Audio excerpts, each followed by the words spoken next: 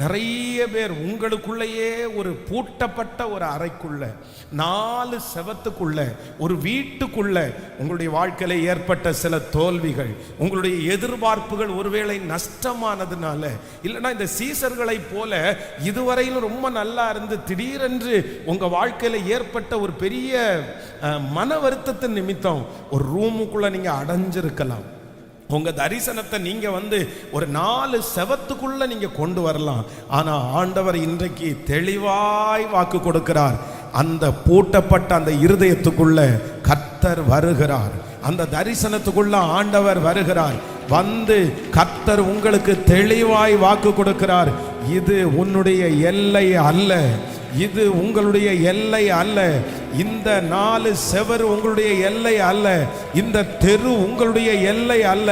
கர்த்தர் வாக்கு கொடுக்கிறார், நான் உன்னை ஜாதிகளுக்கு தகப்பனாக, ஜாதிகளுக்கு தாயாக. இந்த வார்த்தையை விசுவாசித்து கரங்களை தட்டும் போதே அந்த உயிர்த்தெழுந்த வல்லமை, அந்த உயிர்த்தெழுந்த வல்லமை நம்மை முழுவதுமாய் மூடிக்கொள்ளுகிறது. ஹல்லேலூயா.